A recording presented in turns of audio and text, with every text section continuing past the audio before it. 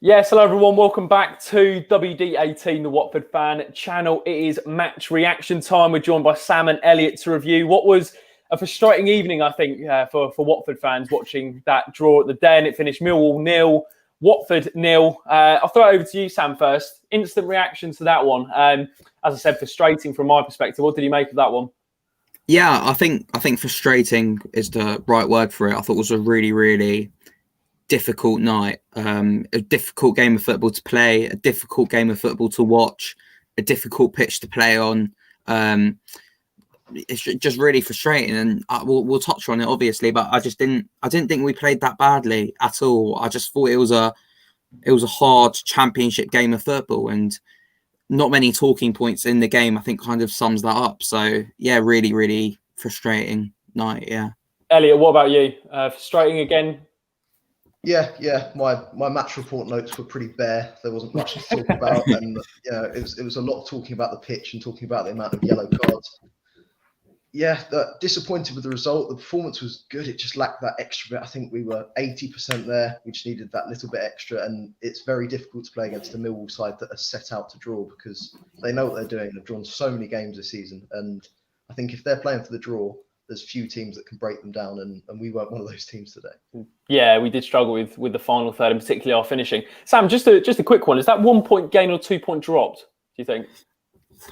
It's really difficult because before the game, I would have said that we have to win this. And I was saying that I thought tonight was absolutely huge for us to show our automatic promotion credentials. I was saying before the Stoke game that we need to 6 out the last 2.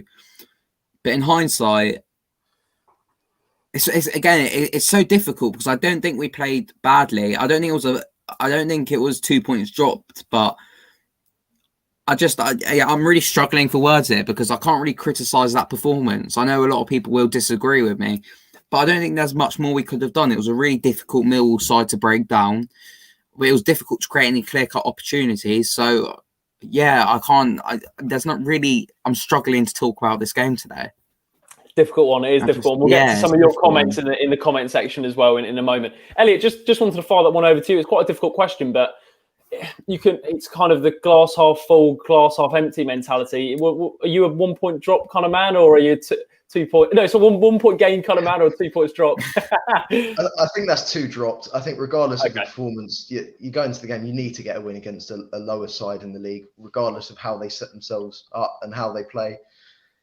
We needed to be a bit more clinical in the final third. We need to create the chance a little bit better. Of course, there is the problem of it's difficult to play on the ground against a team like Burnley. It was a Burnley. Very Burnley. But you're playing it on the ground on a pitch like that. You're trying to get the tiki-taka, trying to get all that play. I know Tommy Mooney referenced it a couple of times on commentary that we were playing this free-flowing football, and I think it's a little bit difficult to justify that. But then when you play it up in the air, which is the only real alternative, you've got players like Jake Cooper who will just always be winning it. I think he probably won every header. Yeah, overall, good enough performance to warrant us being happy, but the result is just, 2 points drop. Elliot, I just want to expand on something we said before we went on air today. You said we need a plan B. What do you mean by that in terms of, I think you mentioned the tiki-taka sort of style. I think Cisco maybe tries to employ in the final third, but I think there was a lot of frustration that I saw on social media about us maybe going long a bit too often. It felt like the pitch forced us to do that. What do you mean by a plan B? And what if there wasn't a plan B? What should it have been today? Do you think? Well, I think often against these teams we try and play counter-attacking football, and we try and catch them on the break. But you can't catch a team on the break when there's not been an attack in the first place, which was the case for the second half. They were happy to sit back. They were happy to allow any pressure we gave, and they did just sort of sit like a brick wall on the edge of the box and thought, well, if we break past, then you can try it. But I'm not the sort of person that would be able to provide that plan B. I would hope that Chisco and his coaching staff will be when all of the analysts look at it again in a couple of days' time. But I just think there needs to be something aside from this fast break and play, and we couldn't do it. It didn't work. We've all seen it. It didn't work. I'm trying to justify it in my head, and it's just very, very difficult, and I can't think of a solution to it. But they frustrated us today, and as you can tell by how we're all pretty speechless as a result. We are. Yeah, they frustrated us today, and they deserved a point. And yeah, I just can't think of anything more to say on it. It is a difficult one to describe. It is really difficult. I just wanted to ask you, Sam, about the way we've set up in the last 2 games, 2 away games. Xisco has opted for a central midfielder as a makeshift winger, whether it's Tom Cleverley on the left, Tom Cleverley on the right, Will Hughes on the left, whatever it is. We're playing someone out of position over Philip Zinckernagel. And I'm not saying Philip Zinckernagel would have solved all our answers today, because it's clear we're lacking a bit of composure in the final third. But for you, what do you make of his setup that Elliot kind of expanded on there? Because you thought we played okay today, but I think there's a lot of frustration that we're not playing players in their natural positions. And I think you said it the other day, it's kind of square pegs in round holes at times. Yeah, no, it is. And I actually thought Hughesy did really well out on the left today. He was much better when he came into the middle, but out on the left, I thought he gave a really, really good shift in there. And there must be something going on that we don't necessarily know about, because I genuinely can't think of why he'd want to be playing midfielders out of position like this. I mean, Ken Sam was missing today. We were looking for confirmation of why he was out. I think Elliot has updates from the press conferences coming through. So if we have anything, we'll let you know. Yeah. And Zinckernagel, I think, has to start against QPR. I didn't think he had his best game today, but I think there was something added when he did come on. And yeah, it's just, it's a really difficult one, because I didn't think necessarily there was anything wrong with the shape today. I thought we played really, really well. Not really, really well. I thought we did well today. And in the circumstances. Yeah, under the circumstances, the pitch and the team we were playing against. I'm just... sorry, I don't really seem that opinionated today. I just can't really put my finger on what was actually going wrong, because I don't think we did that badly. I honestly thought it was one of our better away performances this season. Just, it's so difficult to break down a team like Millwall, who have drawn against Norwich this season. They've drawn against Bournemouth, drawn against Brentford. And it's difficult when they know how to do it against teams like us. And yeah, it's really difficult. Yeah, I think maybe just talking about the problems maybe tonight that what Watford struggled with. For me, Elliot, it was something I'll go back to that we mentioned at the start of the show. It's the final ball. It's the final finish. It's that composure in the final third, which we had against Stoke in the second half. I think, the way we mentioned the Sarr goal, and even before that, we've shown a bit more composure. But today there was just Sam saying something missing. Can you put your finger on it? Can you put your finger on anything that was missing from maybe some of the previous performances in the final third, which have probably been a bit better? I was just thinking, as Sam was talking, it might be a predictability kind of thing. I think this is... Gray gets his critics, and I don't want to jump on that too much, because I think he has enough critics. But when he was on the pitch, it was quite one-dimensional. It was quite, right, let's pass it to Gray, or let's play through ball to Sarr. It was very sort of, this is what we're doing. There was no real plan B, like I've said. Against Stoke, it was different. You had Sarr, who would just, even for his goal on Friday, he just shot, and no one really saw it coming. And that was a plan B in itself. Deeney's pass over the top for the first goal against Stoke, that was another example of something different, something clever that we could do that would surprise the team. Against Millwall, they sort of just expected everything. They predicted everything. A couple of times when we were stuck on the edge of the box trying to find our way in, I did just think, Zinckernagel, can you just try and bend one towards the goal? João Pedro, can you just try what you did against Derby? Just do something unpredictable. And Chalobah did that. And although it didn't completely work, because the keeper saved it and Deeney's follow-up was audacious, to say the least. I didn't think he had that in his locker, Troy, but that was a great effort. But having that unpredictability is what will win us games. And I don't know if that's something we do have at Vicarage Road that we don't have away, or, I don't have the answer to that question. But yeah, just something that will throw a spanner in the works and cause Millwall problems, because I just don't think we really did in the final third today. Yeah, I'll tell you what, we'll talk a little bit more about the Millwall game in a moment. Thank you to everyone who's watching at the moment. If you are watching, please do leave a like if you enjoy. And don't forget to get your thoughts in the comment section below. We'll have a little look through some of the thoughts, and I'll chuck a few questions over to the guys. First off, Shane, obviously a regular on the channel. People seem quite negative tonight. We should have done better, but it's a point and a clean sheet better than a defeat. That's one way of looking at it from Shano. We've got another comment. Gray must frustrate everyone. I feel there is a doubt when passing to him from some players, purely because they just know he's never going to score. We've got another one here from Luons, who says, if I just scroll up, in isolation, the performance was fine, but these kind of performances have happened all season, which is why there's no reaction to the draw. He also goes on to say, if I can find his comment a little bit lower, I also don't think it's a coincidence that our best performance under Xisco have come against Norwich and Barnsley, teams that play a high line. I think this is a valid point, Elliot. I don't know if you wanted to maybe expand on that, but it does seem that we do struggle breaking teams down, as you mentioned.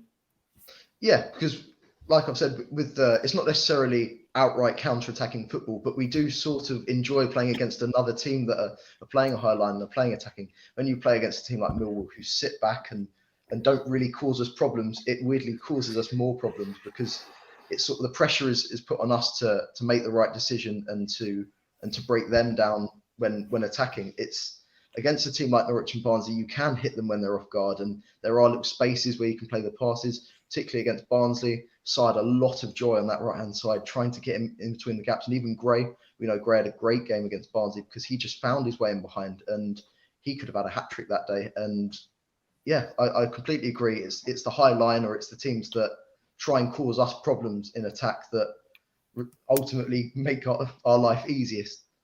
Well, that's the thing, Elliot. I think in the first half, when Gray had that opportunity when he broke through the Burnley back line. What's with Burnley today? The Millwall back line. The Millwall back line. When they were playing that high line, he got the opportunity, and that is a very valid point, I think. Another comment from Frankie. Unfortunately, the pitch was cut up to play off own football. We need a new sort of game plan for matches like this. I think that's a very fair point. A few more comments. Thank you to everyone who is watching. A lot of comments about the pitch, which I think is fair. Sam, how much did that affect our game today? If we're being completely honest, obviously it's the same for both sides. It does seem like the pitch forced us to go long a bit more, which was a frustration for most fans. But is that an excuse, do you think, today?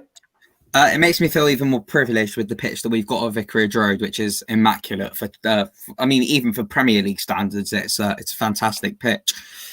I don't think you can say it's an excuse. I think obviously it brought difficulties for us, and it perhaps worked in Millwall's favour.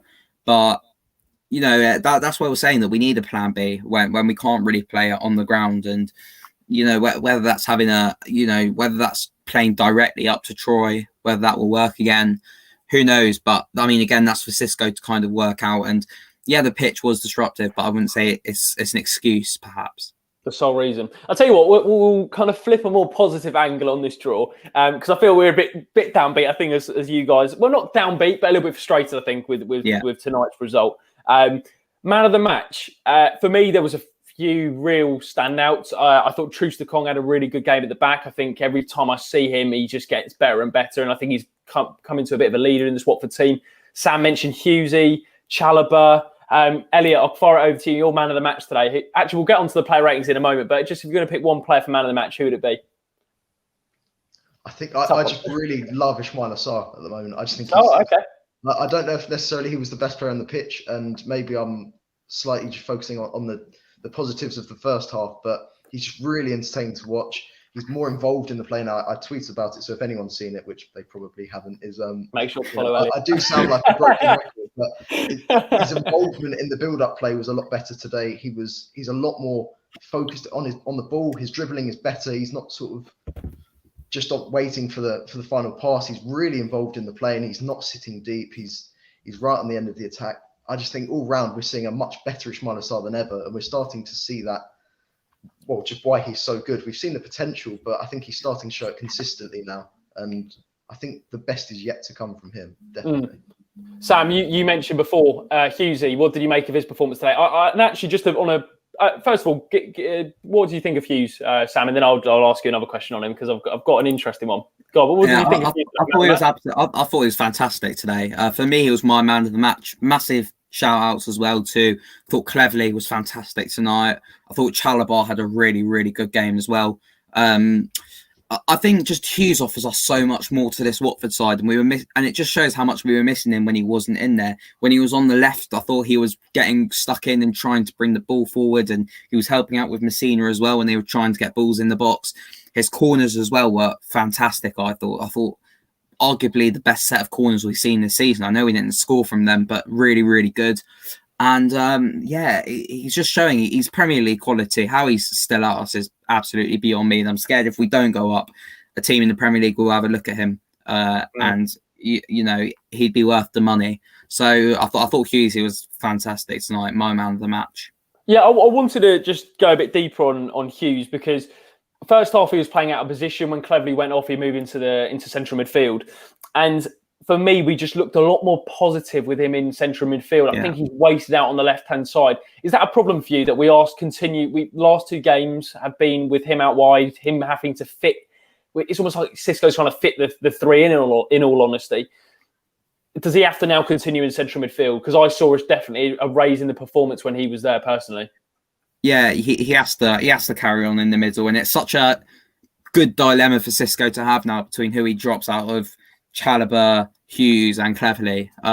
My gut feeling is it would be Cleverley, even though he's been really good recently. I don't think you can take Chalobah out there, and I think Hughes is important to bring the team forward. And having him centrally, I think it's just kind of a lift for the whole team. The fact that the defence know they have that protection, Chalobah knows he has that protection, and he brings the ball forward much more to the attackers. And you know, he was wasted out wide today. I thought he was really, really good out there, but it's not the Will Hughes that we kind of need to have in the middle of the park.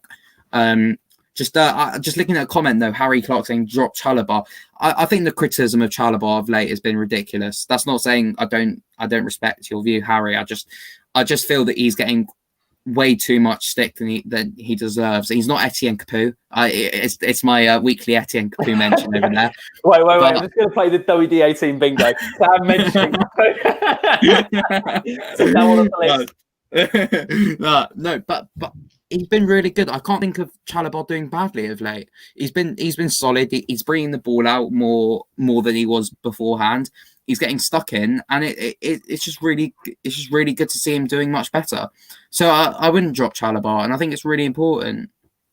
Yeah, I think there's a lot of people have agreeing with you. To be fair, Sam, I was going to mention Aaron's comment. As well. Yeah.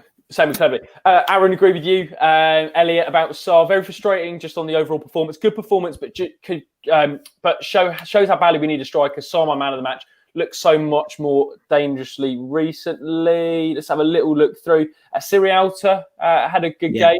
So good. I think him and Troost-Ekong have formed a really good partnership at the back. One thing I wanted to mention, Elliot, you know, do we underestimate how important a clean sheet is away from home? I know Millwall haven't been brilliant this season, but you know, we've gone away from home. I mean, Millwall, apart from they hit the post, the disallowed goal.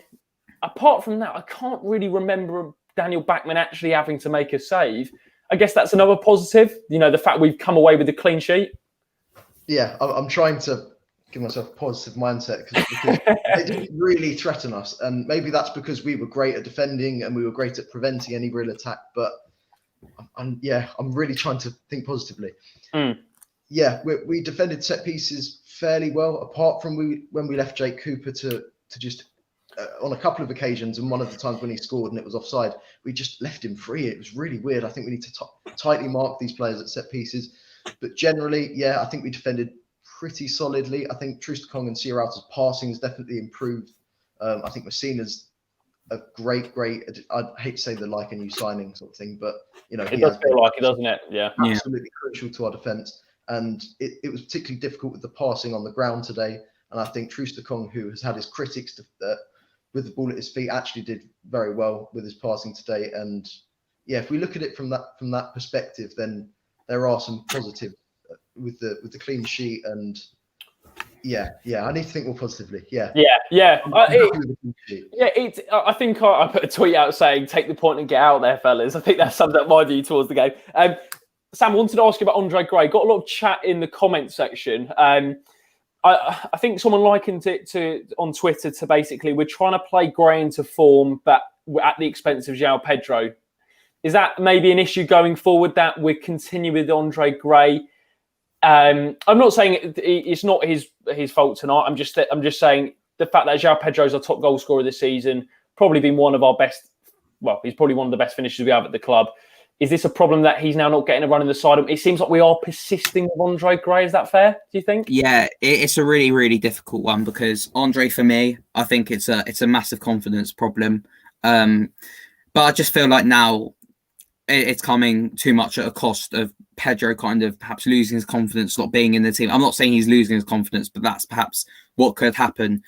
And we really need to be careful with how we go about this, getting the balance between Gray coming back into form and Pedro, a young player, not getting any experience. So for me, I think Pedro has to come in, because I think it's more important that we get him firing than Andre Gray back into form, because I think Pedro's shown he's one of our best and talented players when he is firing on all cylinders. So it's really important that we get him back into the team. So that's just my view. I thought Gray actually did all right tonight. I know really, really difficult.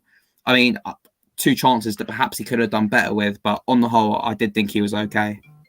Yeah, Thomas said Pedro has been our top goal scorer. He's young. He's our best attacker this season. What's your thoughts on the whole Andre Gray situation, Elliot? I feel like it is a big talking point a lot of the games when he starts. I mean that you can tell by the reaction when the lineup came out. There was definitely a frustration maybe that we're persisting with him. I think maybe some fans' frustration. What do you make of it?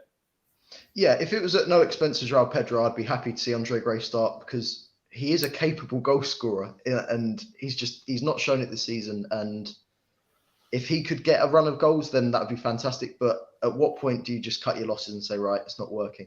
João Pedro, although he hasn't played consistently in the past couple of months for whatever reason, there was the whole debacle with, I don't know if it was him getting married that meant he wasn't in the squad, whether it was COVID. Someone was getting married. He wasn't in the squad. But if you look at it generally on a game-by-game basis, he's scored quite consistently this season, and he's probably our most consistent goal scorer. So he needs to be in the team. That's just it. And I get not overworking him, but I doubt that's the argument when we see someone like Ismail Assar play as much as he has in Kiko Femenia. So I doubt that we're rotating him purely for fitness reasons, because fitness isn't much of a priority when it comes to some of the other players. So yeah, João Pedro needs a run of games. Andre Gray, he must be doing a lot on the training ground, because I want him to score, but he's not, and the striker needs to score. So yeah. Sorry, Elliot. Yeah, it's another factor with João Pedro is when he was at Fluminense in the Brazilian league. I mean, their fixture schedule's so congested, so he can play a lot of games. Now, I'm not saying he can play every game, but I definitely think he can play 2 games in a week. Put it that way. Let's read a few comments about the Andre Gray situation. Sort of grey for Mason Greenwood. Sorry, we've been saying Gray needs a confidence boost since 2019. I'm done with that excuse. Aaron says we say it every week, but if we're serious about finishing in the top 2, we need a finisher. Up to second now with 3 open play goals from all of our strikers by João Pedro. Patience with Gray is fading fast. Yeah, he's on thin ice for many fans. I think that ice is cracking, to be honest with you. I'm really struggling. I mean, I'm really trying to back Gray at the moment. I think if you watch all of our previews and our match reactions, I'm trying my absolute hardest, but I'm finding it more and more difficult by the week, simply because a striker needs to be scoring goals, and it just seems that the more chances we give him, the less likely he looks to score, and we need to give other people a chance now. Yeah, I think João Pedro is probably the man. Just going back onto today's results, guys, before we get onto the player ratings, and if you are watching this live or if you're watching this back, we do a video where we give our player ratings after each game. So make sure you come and join us and get involved in the conversation. Sam, this result in terms of the grand scheme of the season, is it one of those where we'll look back and go, I know I mentioned the 1 point gain, 2 points drop sort of thing, but we've gone away, we've got a point.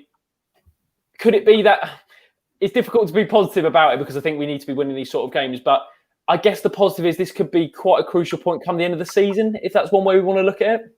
Yeah, I think every single point in the Championship you get, if you do go up, is something you look at as a positive. On the other hand, if we don't go up, we're going to look at this as a missed opportunity, and our away form as a whole is kind of a missed opportunity, and it still really does need to improve. I think the last 2 games have shown that we are improving away from home, even though it's not the finished product yet, and it still quickly needs to improve. But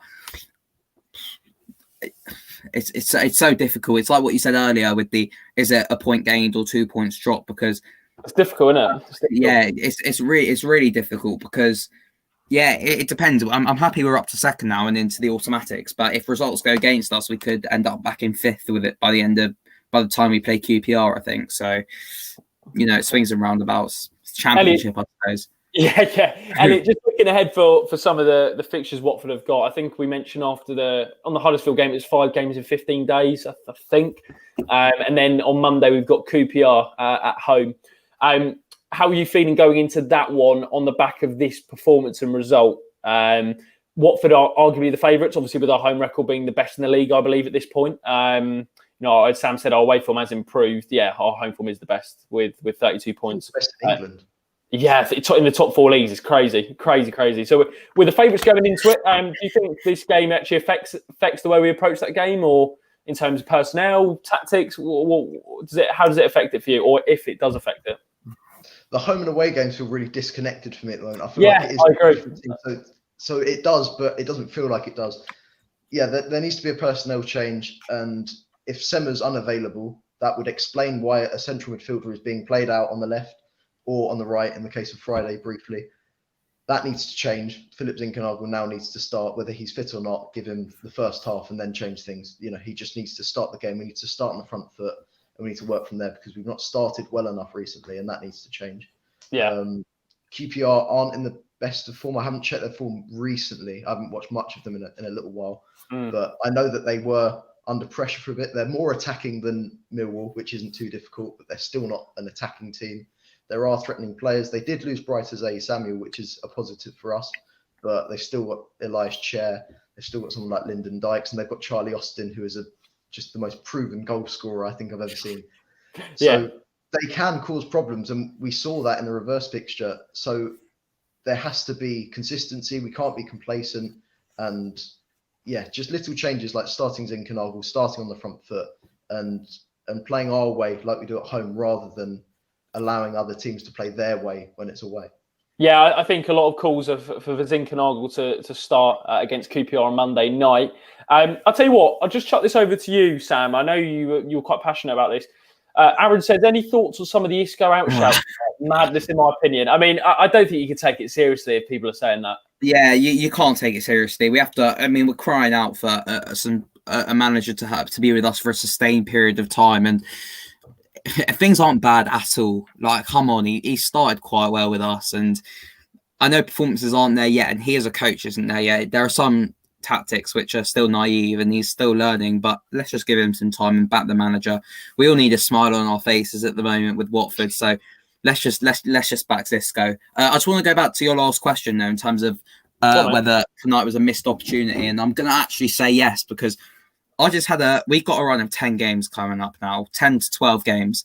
I'm not really sure, but every single one of those, we have to be getting something. I even go as far as saying that, because have you seen how hard our running is? Our last 7 games, this is the last 7 games. This is where it defines your season.